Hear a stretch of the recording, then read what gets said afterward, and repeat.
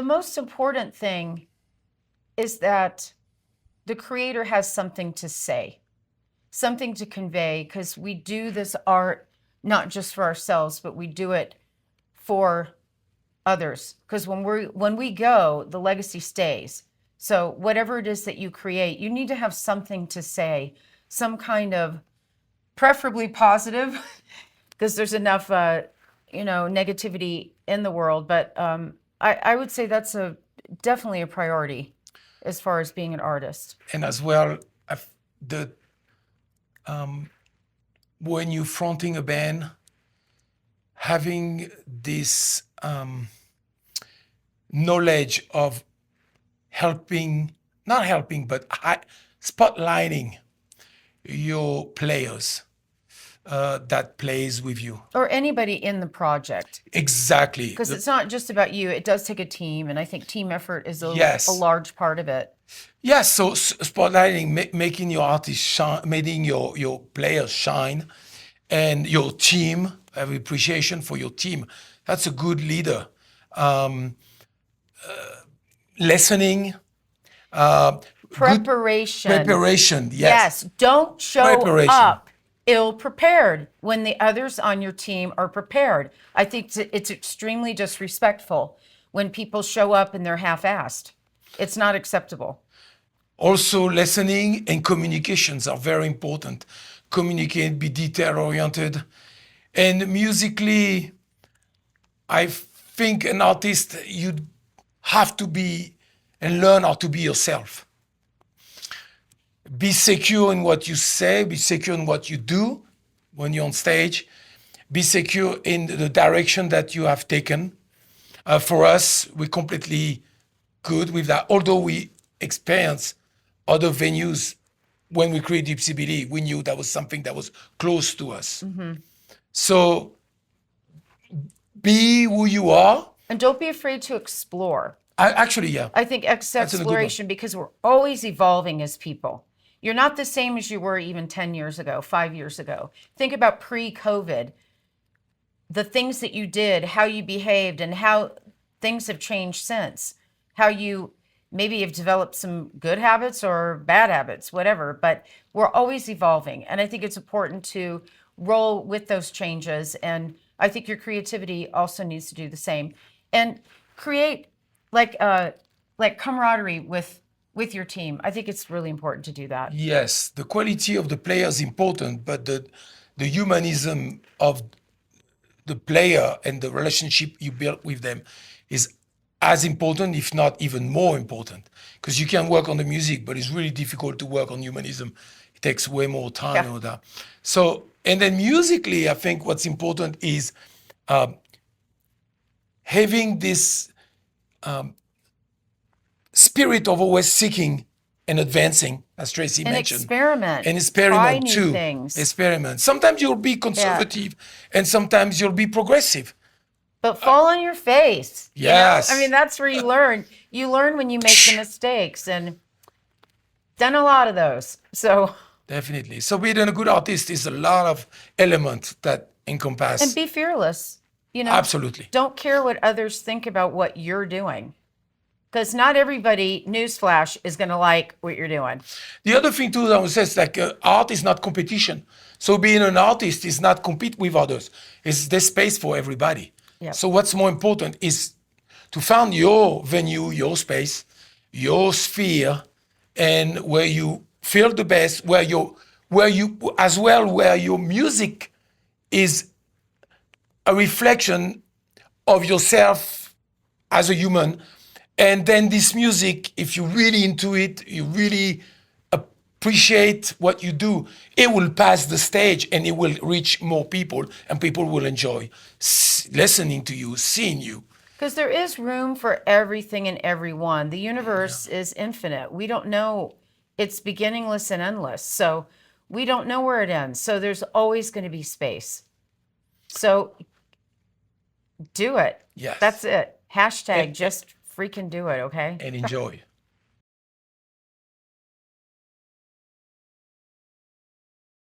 For us, it's the message that we try to put out there, and it's usually we try to be positive and bring some kind of inspiration in our message. It really doesn't matter the music you do. Personally, I believe sometimes the message is delivered in darker way, but it's still a great message. For us, it's more up spirit. This is the music we choose to do in general. Change, we focus on changes. So the humanistic part that people can relate to our lyrics and people can relate to our message. Taking sometimes a topic that is difficult and doing it and explaining it in the lyrics where it is much more simpler to understand, so you grab the message. Yeah. Right? When Yeah. we do that. Yeah, and with regard to the culture part, it comes kind of natural for both of us, being that we're from different cultures, being American and you being French from Europe, Yeah. with a lot of other European influences. So, and being an Air Force brat to a career man, I was exposed to a lot of different cultures. So that kind of comes naturally. And as of late, we find ourselves working with a lot of multicultural band members when either we use pickup players or whatever. We're just finding ourselves working with different cultures, which is really, really cool.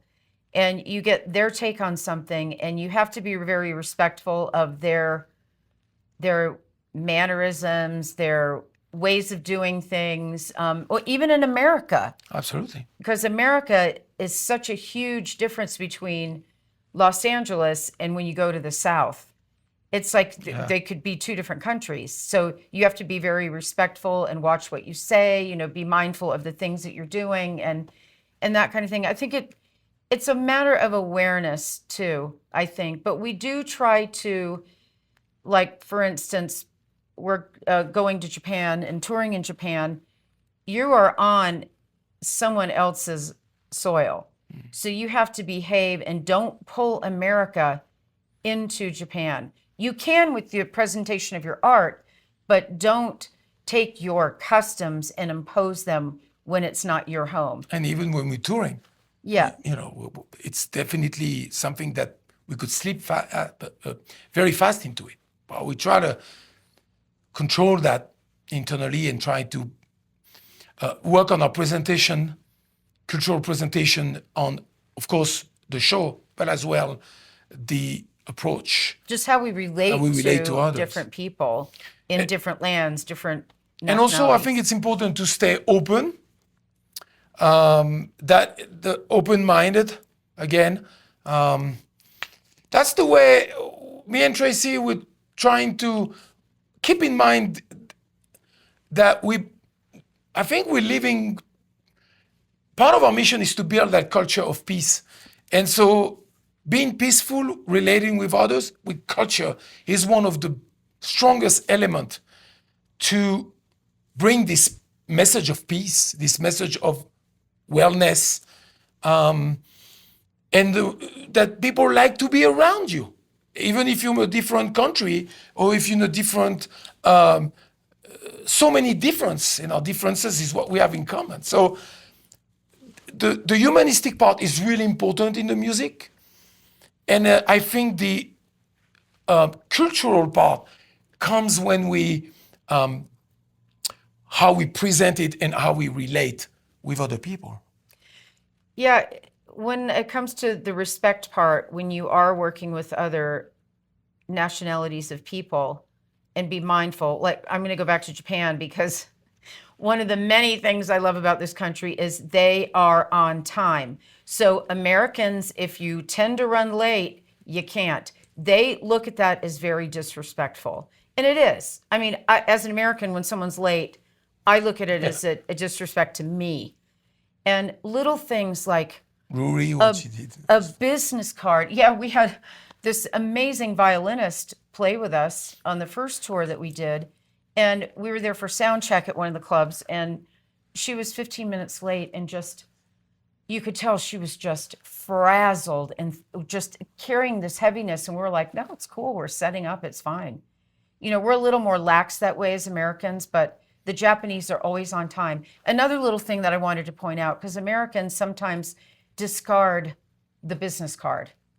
But in Japan, it's an extension of you as a person. That's why when you see them, they will hand it to you with both hands, and they would like you. So you should accept it with both hands and put it in a place that is safe. Your wallet, a business card holder. Don't shove it in your back pocket or in the pocket of your jacket, because that's a disrespect to them. So it's just a matter of being observant, learning a little bit about cultures before you jump head first and want to bring your own ways to something else that might be off-putting. And the last things maybe I want to mention is that, for example, the new album, Django Billy, Gypsy Billy Volume 8, it's definitely has this major influence of the Gypsy community. And of course, because it's 5 songs are an homage of Django. So it's this album that came out in August 15. This Gypsy culture we had to understand how it functioned, not being non-Gypsy. You have to always puzzle yourself musically and culturally. So when you do an album like this album, we had to think about that too. And when we asked, for example, Samson to play, we knew that we had to pay attention to that. So the musician that we deal with and we implement into our music that comes from a different background, it's a plus to insert it into our music. And we can't be scared of the input of what they're bringing. Absolutely. Or the sound they're having or the ideas that they had. We have to trust them. And that's where it's a big part of it too. It's really been expansive as far as the palette, or our colors as artists, to have that influence. It's been incredible.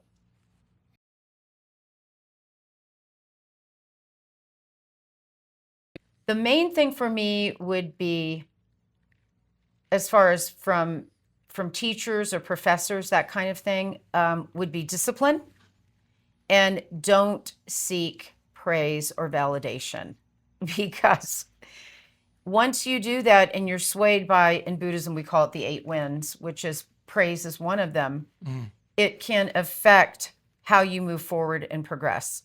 So if you rest on your laurels, like, oh, I did great, I got praise, then you're going to pull that into the next thing, and then you might, poop your pants over that next project or whatever.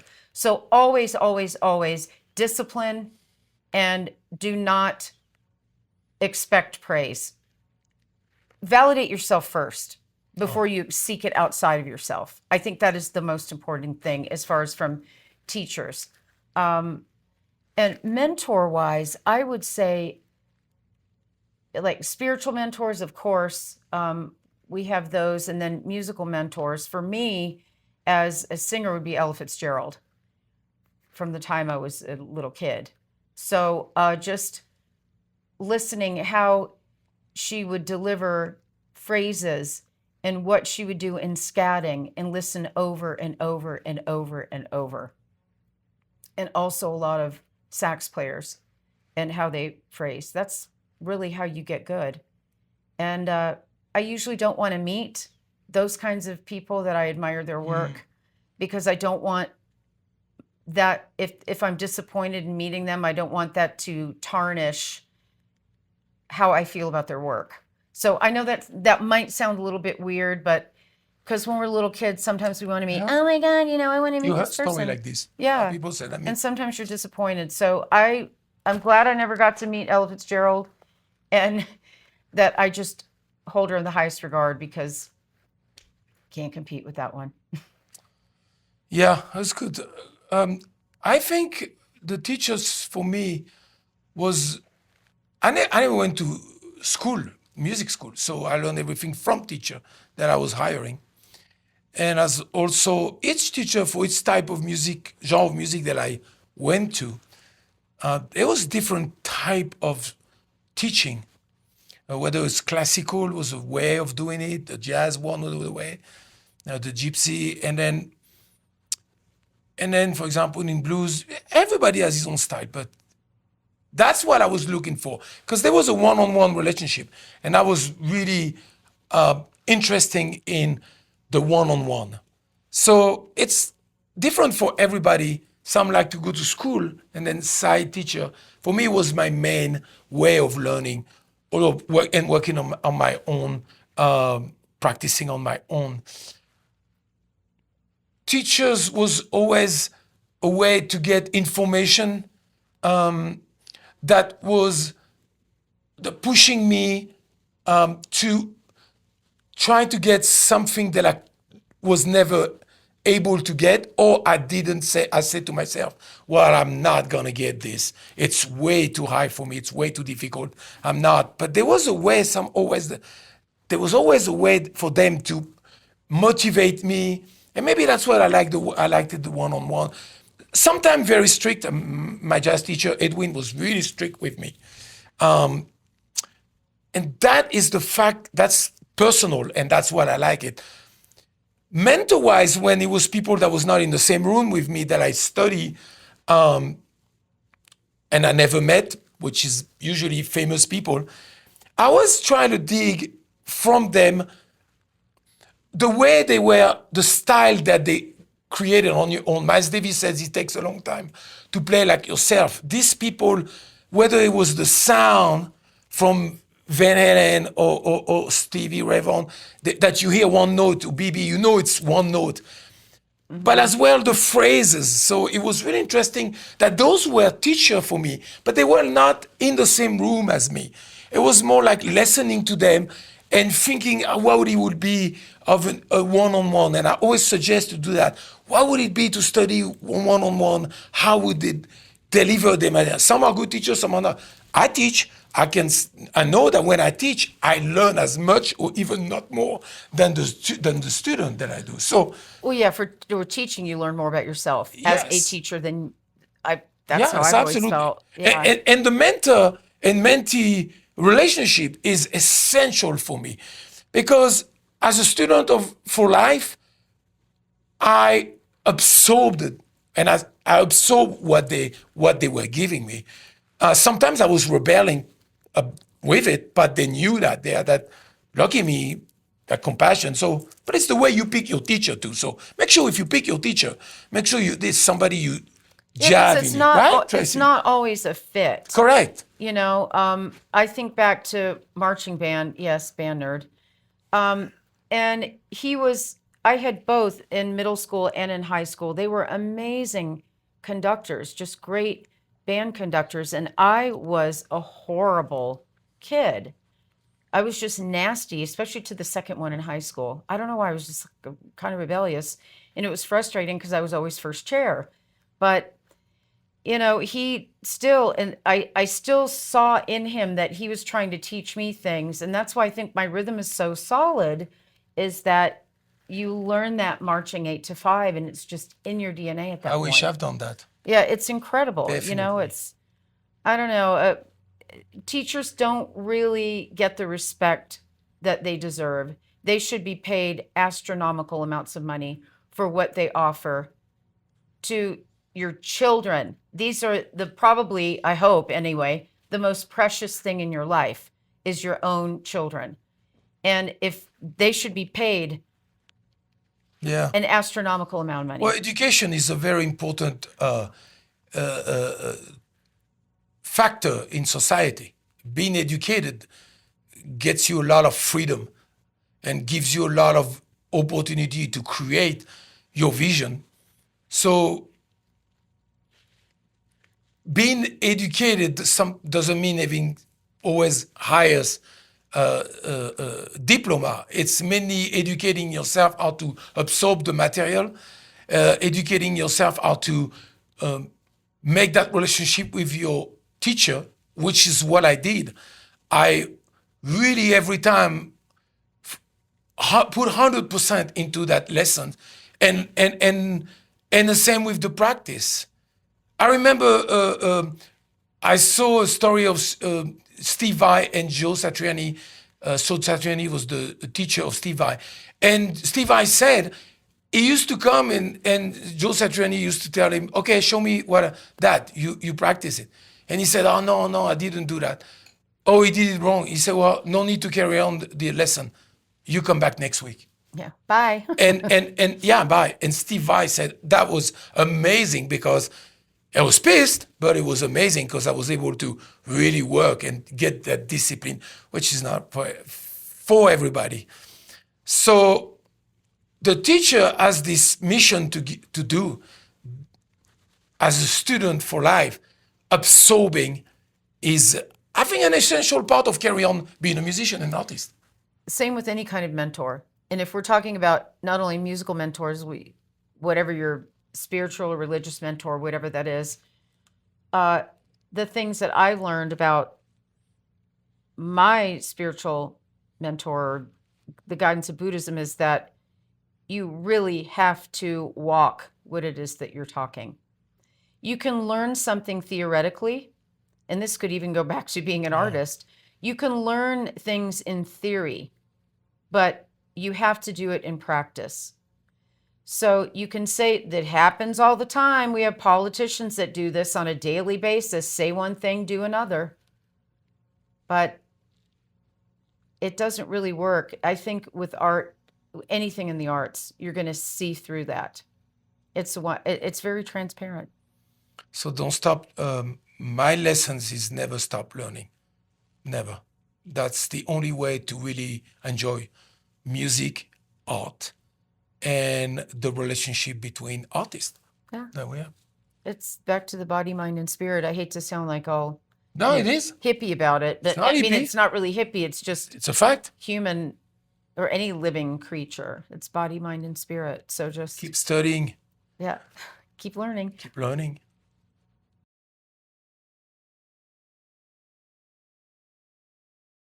Just finished promoting that album, Django Billy, the instrumental album, which was the first one for us. Django Billy Volume 8. Look for it on every platform. It's an instrumental album with 5 songs from the great Django Reinhardt and then 5 compositions. We got a review from good musician and other and magazine. It's playing. These are from Guitar Dudes, so it's got to be legit, right? Not really. Yeah. Okay. If a guitarist at that level likes it, then it must be Yeah. okay. Well, anyway, it was a fun pleasure to that. So we finished promoting that, and then we're going to submit to the Grammy, and we'll see what happens.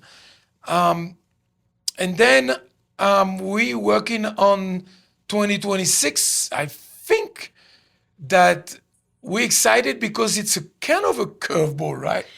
Yeah, For we this kind of one. like doing curveballs. Like in 2023, we did the Gypsy Jazz album for kids called Swing Kiddos Hot Club de France, Volume 6. So yeah, this one is a little curveball-y. We're getting a little more, I would say a little more commercial Americana, singable. I mean, they're all kind of singable, but anyway, but yeah, I think more Won't be Gypsy Billy this time. radio friendly, I would say. No, yeah, it will be more contemporary, blues, Americana. Yes, definitely Roots, not. alt Yeah, roots. no yeah. Gypsy Billy. Purely, definitely more palatable. Yeah, if you don't like that sound that we've been doing, Yes. this might be a little more easy on your ear. I don't know. I mean, And then some good message. There's a few songs that had some Yeah. incredible message, especially that song called Today. I think that's yeah, it's like an anthem type deal. Yes. So that's a good one. You'll see very eclectic, different sound. Gear wise, we choose definitely the great. She's barely on it. It's more like 235. A lot of strat sound, different, definitely more distortion, borderline rock. yeah, more A maybe lot of acoustic finger picking as Yeah. well. and Definitely. less probably not decided yet, but probably less clarinet, more piano for me. Yeah. So Keys. yeah, yep. Not piano keys. So that's how we're working. It's coming out. It'll be coming out in 2026. We don't know if we're going to do it as an album or if Or we're just single. Oh, we single, don't know. single. Yeah, maybe I'm a fan of albums, so Yeah. that's old school. You know, like We this like- thing. we I like it, but- vinyl and stuff. So Exactly. Yeah. So definitely excited about that. yeah, it'll be. We're doing the vocals right now. And It's just a whoa. whole new approach from this. I mean, having come from jazz and then you coming from your background and Yes. then we did this Gypsy Billy thing and then now we're doing this. So it's kind of cool. We'll see the response. Hope you like it. Yeah. But And with if you don't, that's cool too. I don't care anymore. yes, I mean, Yeah. people like what they like or they don't like it. It's not going to offend me like I used to, and I would, yeah. eat my feelings, but Well, it's I'm not because doing we that. say- I don't care anymore. It's because we're secure in what we're doing. Well, yeah, and also it's like all those years of Buddhist practice and not letting your environment influence you. So, I'm excited about that you one. take the good with the bad. Yeah. Oh, absolutely. Absolutely. It's a different thing. Yeah, definitely So, presented yeah. that.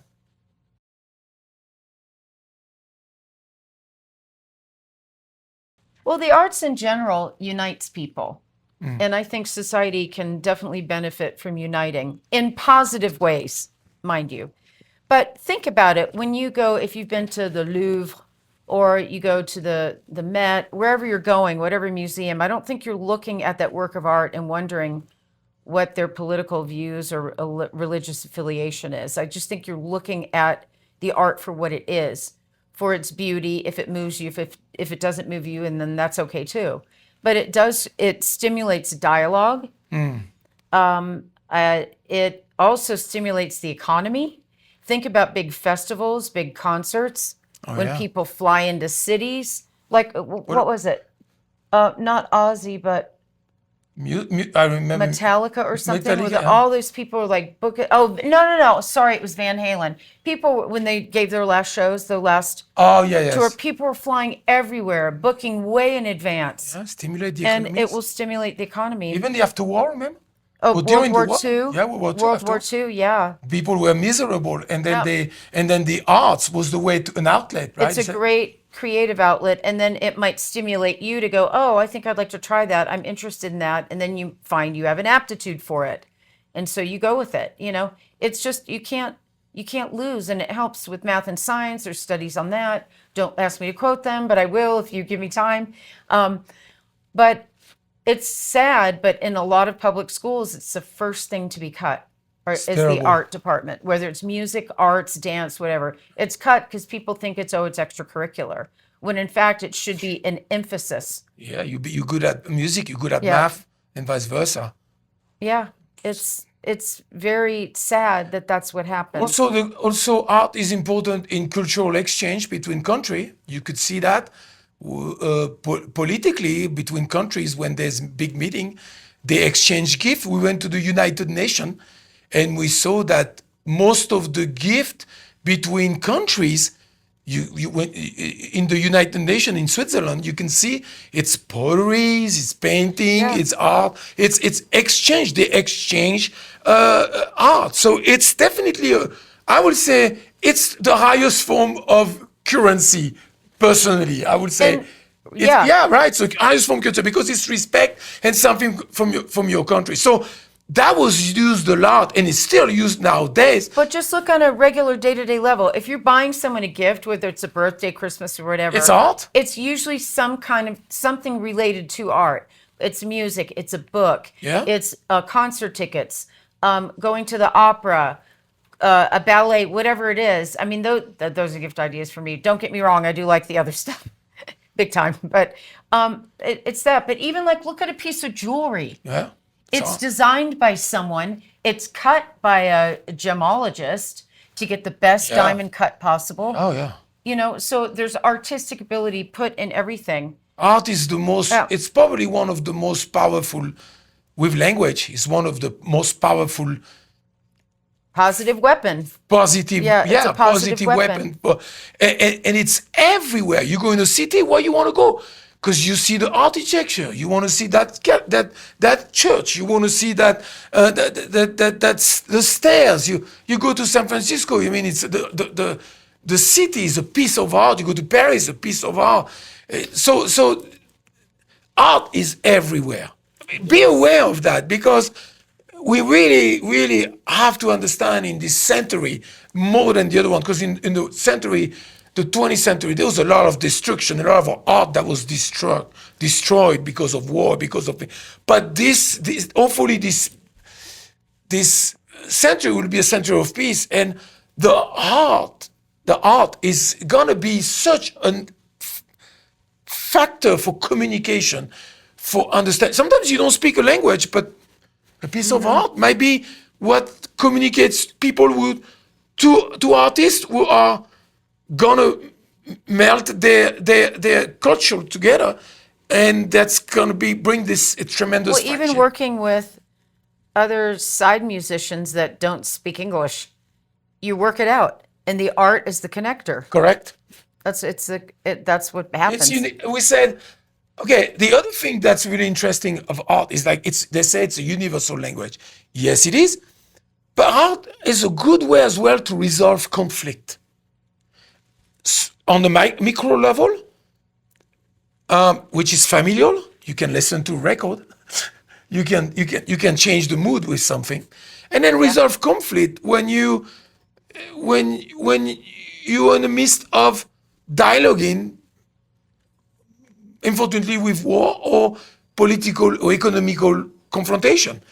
Art is always the first thing that is used to soften and to put people at ease. So I'm a strong believer in arts. It's basically why I do it, because I love it, of course, but I do believe it's one of the most powerful weapons to change society and to improve society. You agree with that, right? Yeah, I just think it's intention Amazing. too.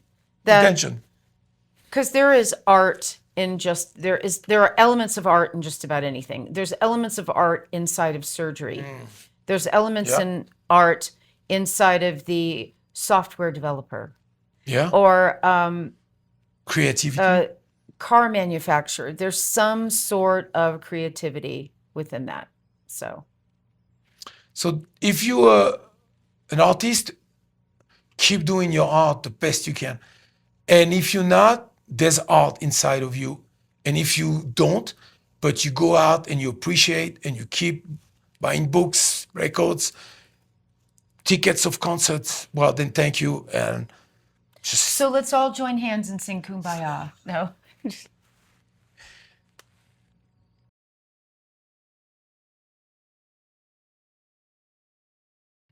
I want to start by saying everyone's path is different.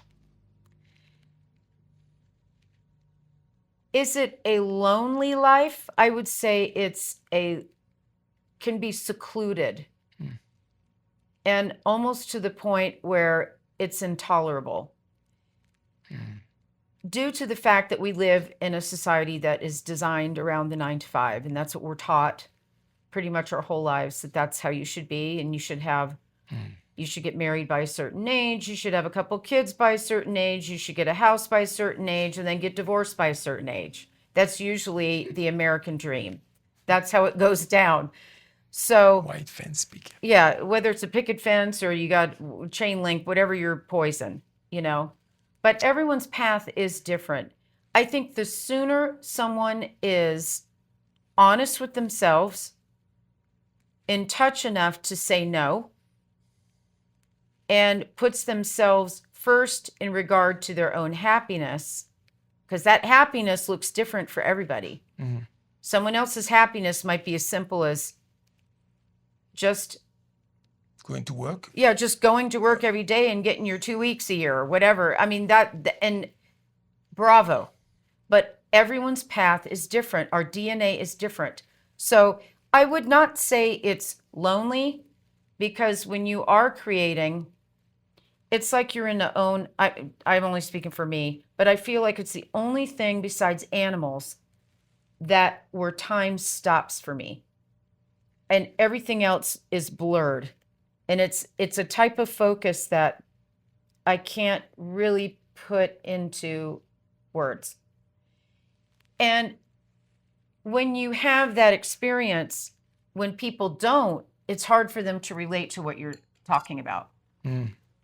So that's where it becomes that lone wolf. It can be that lone wolf kind of thing. And if it's not, then a lot of times you're posturing and performing to almost play like you're fitting in and with others, when in fact you'd rather be creating alone at home.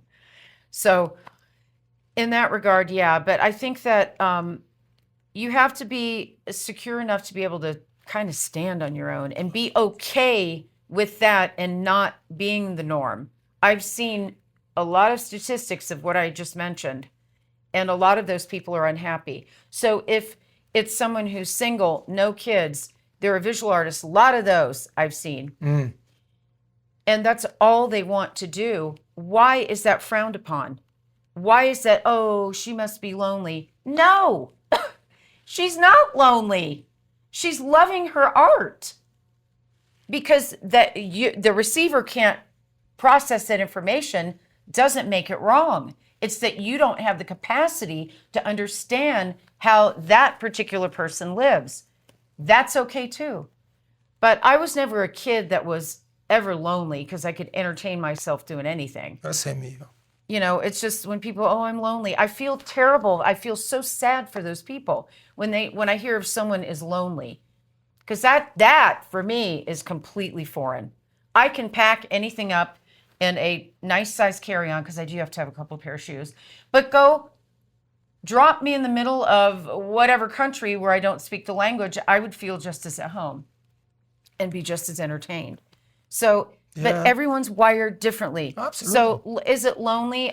For myself, no, it is not a lonely life. At times I look with envy at others who do have that. Due to, you know, the house and the fence and the expensive vacations, and they're doing this and that, and they're that's going looking off. outside of us. Right. That's exactly right. And they're going to Tahiti for 2 weeks, and they're having this grand old time, and that's all great. And it's sometimes it's that, but then you see you look inside. Yeah. where the wizard is behind the curtain, and then you see it's not as peachy as it appears.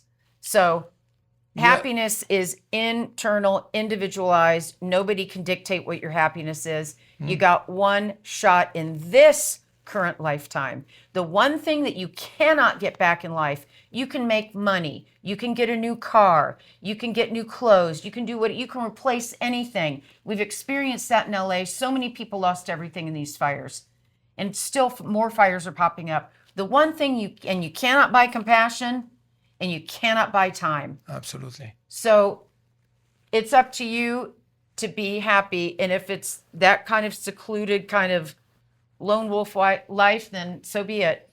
No judgment. The other thing don't accept judgment. The other thing is important in sometimes I think, is it the life that if I pick that life, I don't know if that happened for you, but sometimes I wonder if I pick that life or that life.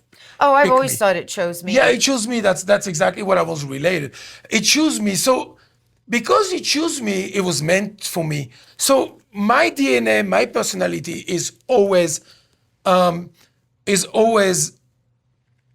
in tune with that artist life.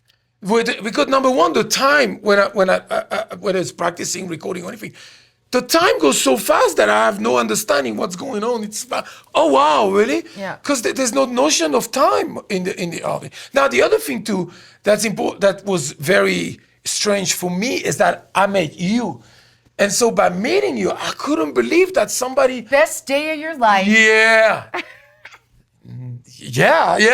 Yes. And so because it was crazy that you thought like me, you thinking like me.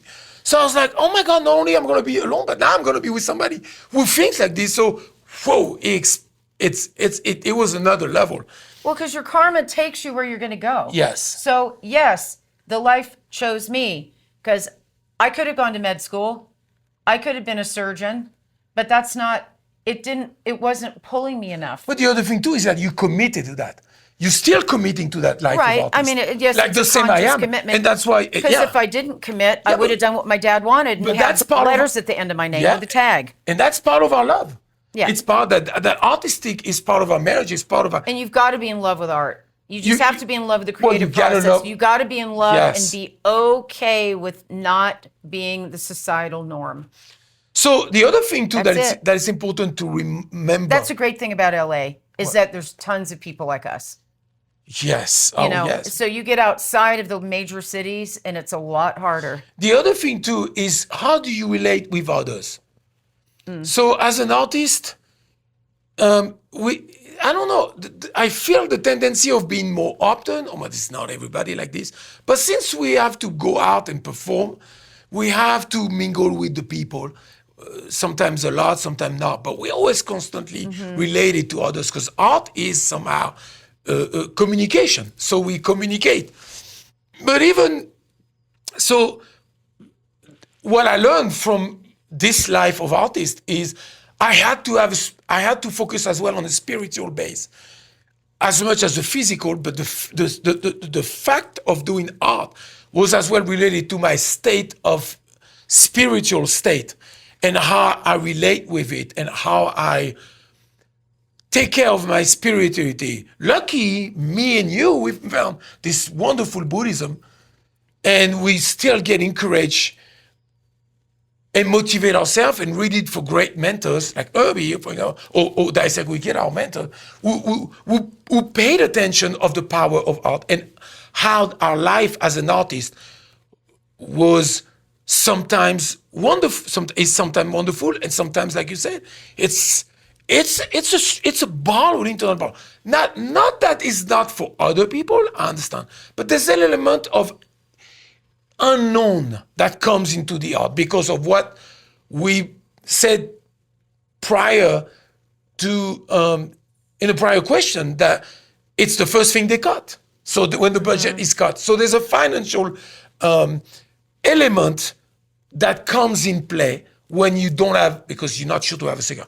When you're successful tremendously, it's still, I've seen people, we know people who were very successful and then lost everything. Santana lost everything. But boom, you know. So the funny thing about that level of success, you can still experience loneliness. That's for sure. You can still be lonely at that level, no matter what financial or monetary benefit that you have. Yeah, touring. Many times you see that touring. Tons of people. Touring could be a lonely life, and far away from the family. But anyway, for me, the conclusion is you have to be in love with it.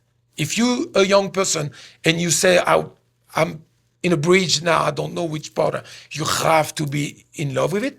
Not only you have to, also you have to commit to it, because it's a long journey. It's a long journey, but it's a rewarding. It's not really the result. The result is important, but it's the journey. Yeah, it's not the destination. Like what we're doing now. It's not the destination, though. Look at what we're doing now. Right. It's just amazing the time that we take out of our time off that we decided, we still decide to communicate with you, make some statement. It moves. It's not, oh, wow, you did it, so now it's over. It's not like you got the goal, the trophy, you win the race. It's continuous. And it's like the universe, it's in constant flow of moving. So art moves, our life moves, artist moves. I don't know how I cannot like this kind of life, this kind of feeling. It's the feeling that he gives me. It's really a sense of appreciation, a sense of joy.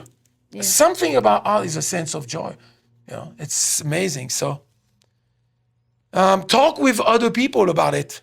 Communicate with other non-artists and then with artists. If you're in the midst of choosing what you want to do for your future, talk with people who have been in that realm, and then talk to people who said, no, I don't want to do that. I choose a different life. And so you can make a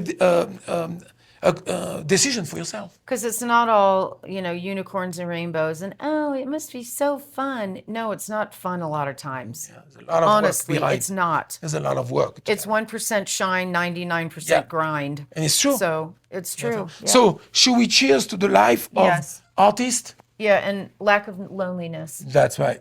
Cheers.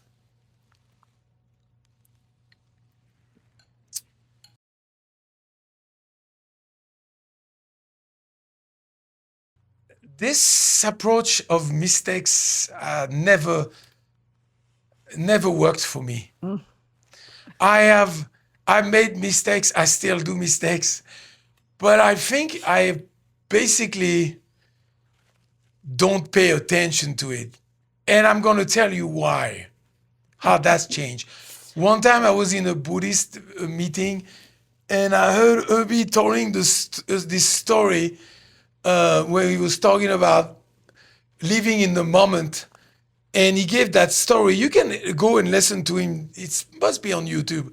When he talks that he was I think he was doing So What the song by Miles Davis, and he was on the top of the solo of Miles, and he was like so excited, and he played wrong chord, and he's like, oh no, because Miles heard everything, and he went after, and just go on YouTube and see what, basically try to find that story where Herbie talked about. I'm not going to tell you what the answer of Miles Davis was, but it's really, and from that moment on, I realized that, wow, it's really how you interpret the piece and how you interpret your life. Because when we play live, we're totally in the moment. So the mistakes might happen, even when we do an interview like this. It's all improvisation. So we live in the moment. But life is, there's no rehearsal for life. It's just, that's it. It's in the moment. This is the show. Yeah. It's showtime every time we push play, or every time we click record, or every time we go on stage and the curtains move. That's it. Of course you learn your tune, everything, but still, you're gonna make mistakes. It's part of it. It's how you respond to it. And that's where I found it very interesting,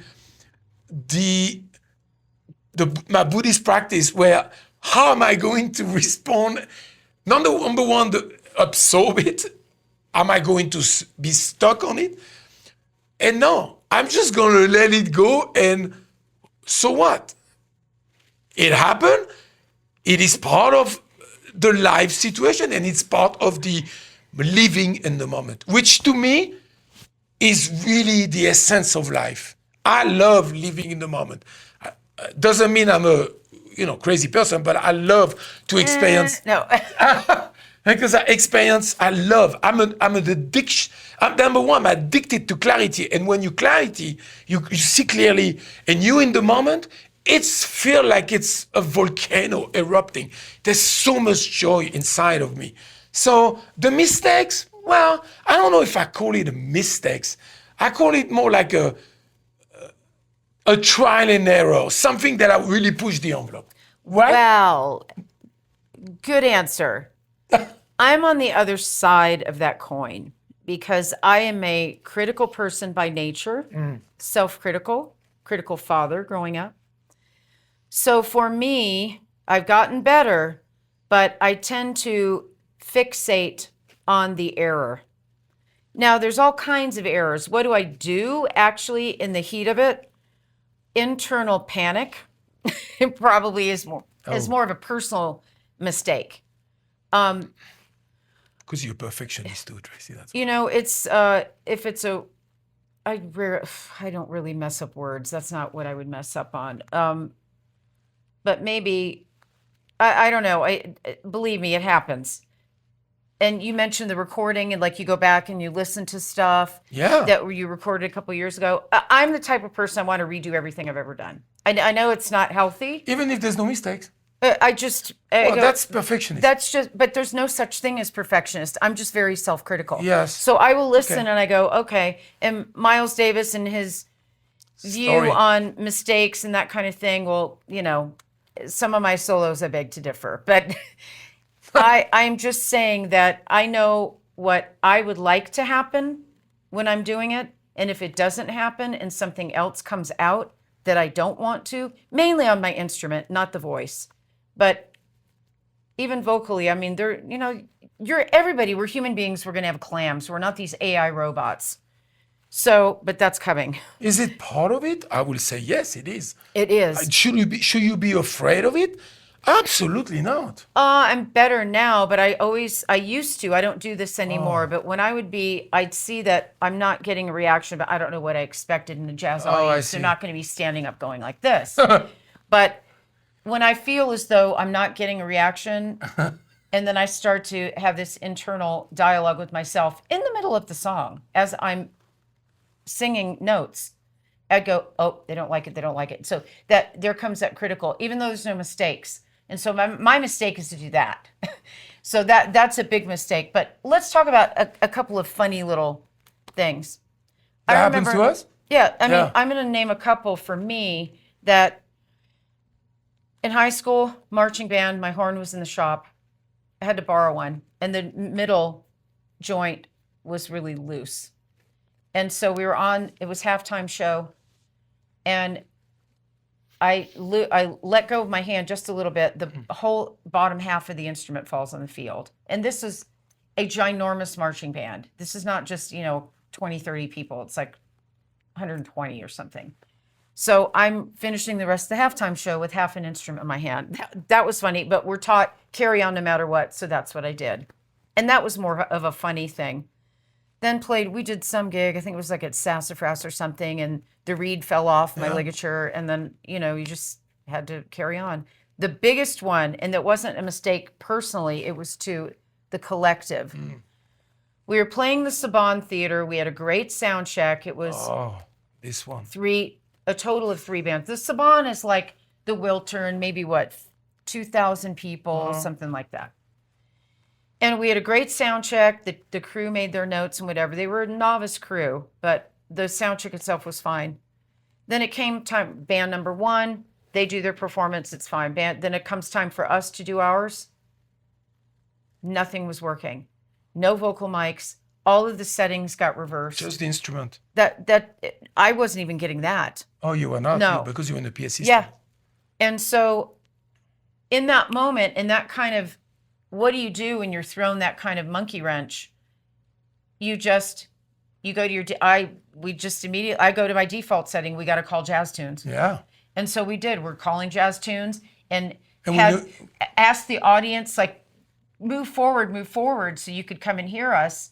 And so we could have done the whole night like that. Lucky us, the player we hired at that time were jazz they were jazz skills. So. Guys. So, because you have to play instrumental, you have no we could have vocal. played 4 hours straight with that was a mistake just we had to deal with. That was not a mistake that we did, right, but that was but a mistake. Mistake. That was a mistake. And so being scared of it, no, because we lived in the moment. And I'm going to come back to it There's really so many others, but that's just a couple. Yes, it is so. It is a life of improvisation.